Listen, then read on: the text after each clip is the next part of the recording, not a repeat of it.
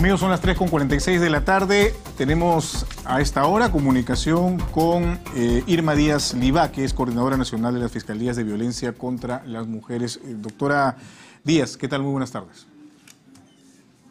¿Cómo está Jorge Bayón? Buenas tardes. Bien, Un saludo institucional de parte del Ministerio Público, de la Coordinación Nacional de las Fiscalías Especializadas en Violencia contra la Mujer e integrantes del grupo familiar. Perfecto, muchísimas gracias.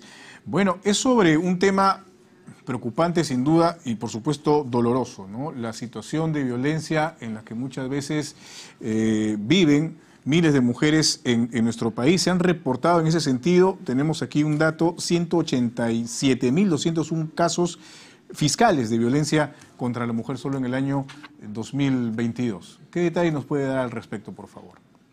Las cifras en realidad se quedan cortas, ¿no? Tengo estadísticas a nivel nacional, justamente por ser una coordinación en esta área que he referido. Y mire usted, y para la teleaudiencia, que la violencia a nivel de nuestro país ha alcanzado cifras exorbitantes. ¿Cuáles son?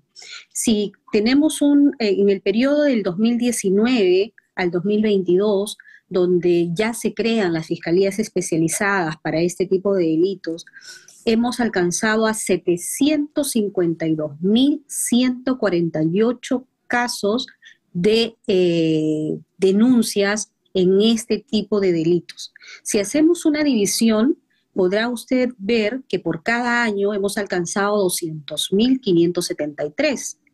Asimismo, si seguimos fraccionando, por año, me refería a la cifra anterior, y por mes 16.714.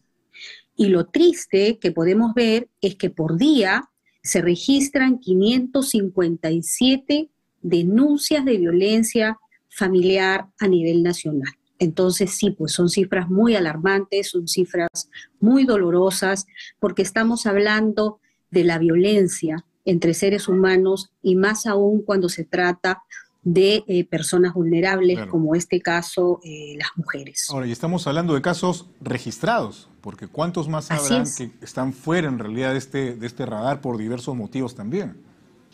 Totalmente de acuerdo, porque hablamos de una cifra negra, ¿no? Una cifra negra en el sentido que es la que no se reporta por diversas razones. Una de ellas es por el mismo temor de la víctima que sufre la agresión, o incluso aquellos casos donde la población vulnerable no tiene el acceso, ya sea por ser discapacitado, por ser menor de edad, por ser la población anciana o adulto mayor.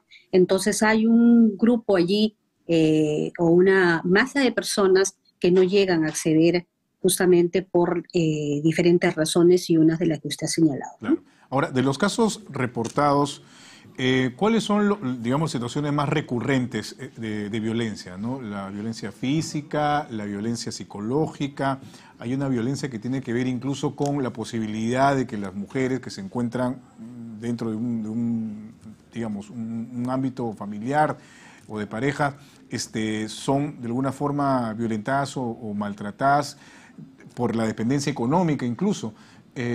¿Cuál es la más recurrente en estos casos? A ver, la norma especializada, en este caso la ley de violencia, que es la 3036-4, así como los artículos que nos señala el propio Código Penal, podemos establecer que hay varios tipos de violencia, ¿no? Tenemos, por ejemplo, una violencia física, tenemos una violencia psicológica, tenemos una violencia sexual, tenemos una violencia patrimonial, y por ahí podemos hablar también de otro tipo de violencias.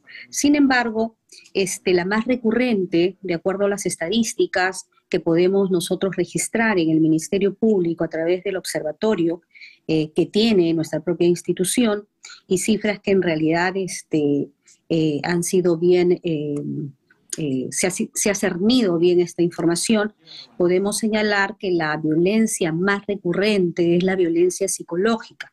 De un grueso, de un 100%, un aproximado del 90% viene a constituir la violencia psicológica más que la física. Y eso genera, y claro, o sea, salvando la distancia, genera secuelas, digamos, que se mantienen en el tiempo finalmente, ¿no?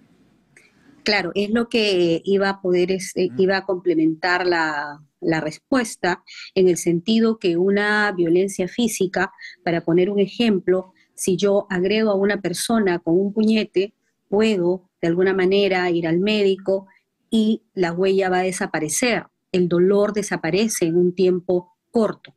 En cambio, una violencia psicológica que tiene que ver con, muchas veces con el insulto, con el agravio, son palabras que van quedando en la conciencia del ser humano o de la víctima que ha sido agredida, cualquiera que fuera ella, y que va retumbando en la mente de la persona agredida y por lo tanto genera mucho más afectación, afectación que su curación y llegar a un estado de normalidad va a tomar muchísimo más tiempo, ¿no? Y muchísimo más costo para poder sanar ese problema de la violencia. Claro, y sin duda esto genera también una cadena de consecuencias en los hijos, en fin, y esto se puede trasladar, por así decirlo, en otros Claro, integrantes de la familia.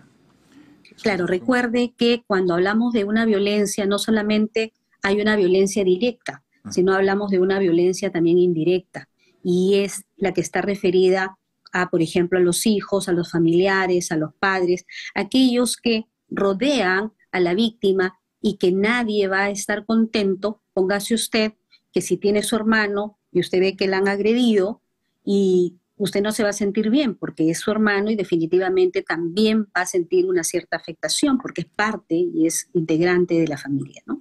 De los casos que usted nos ha mencionado, porque bueno, ha hecho un resumen usted del año, desde el año 2019, 752.148 casos y los ha disgregado en años, meses y en días. ¿Cuántos de estos finalmente son, por así decirlo, resueltos o cuántos de estos llegan a una sanción para los agresores?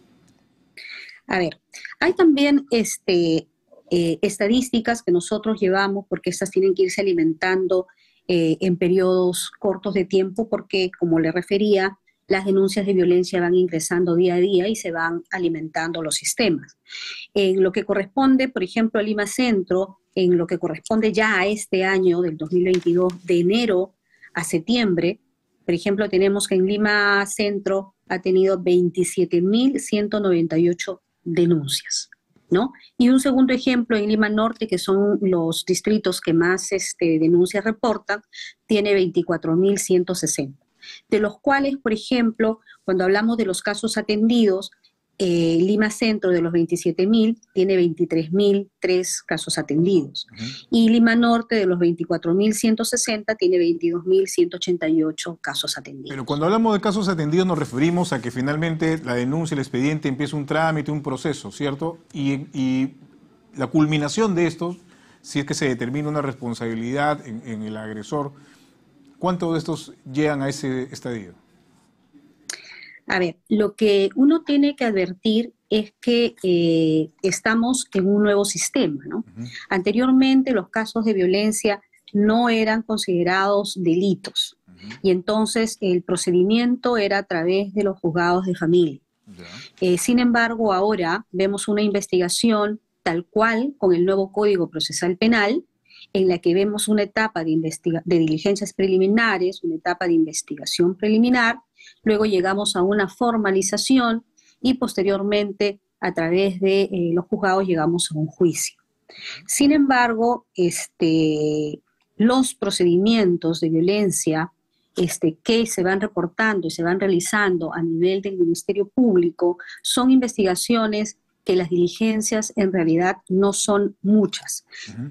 ¿Qué me quiero referir cuando hablo de que no son muchas las diligencias? Porque en este tipo de delitos lo importante es recibir la declaración de la víctima para ver las circunstancias y la forma del maltrato.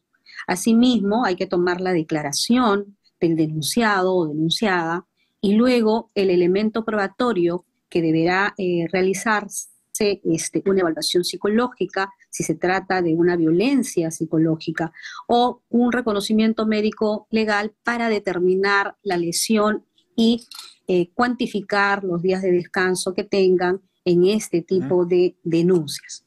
Luego de ello, en muy pocos casos, vamos a contar con testigos, que son muy, muy pocos, y además podríamos obtener, por ejemplo, cámaras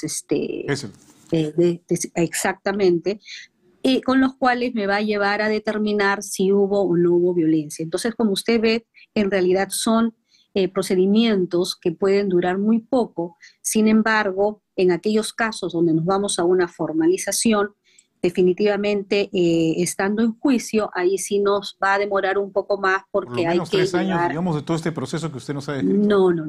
No, es demasiado, ¿no? Entonces, estamos calculando que debe ser un promedio de un año, si es que nos vamos hasta con juicio, ¿no? Muy bien. Doctora, muchísimas gracias por haber compartido esta información con nosotros, que también nos hace reflexionar respecto a la situación de violencia que se vive en nuestro país, en el caso específico de las mujeres y, por supuesto, también niñas y adolescentes. Muy amable, muchas gracias. Que tengan buenas tardes. A ustedes, muchas gracias. Gracias. Irma Díaz Libaque, coordinadora nacional de la Fiscalía de Violencia contra la Mujer, ha estado con nosotros. Son las 3:57 de la tarde, amigos.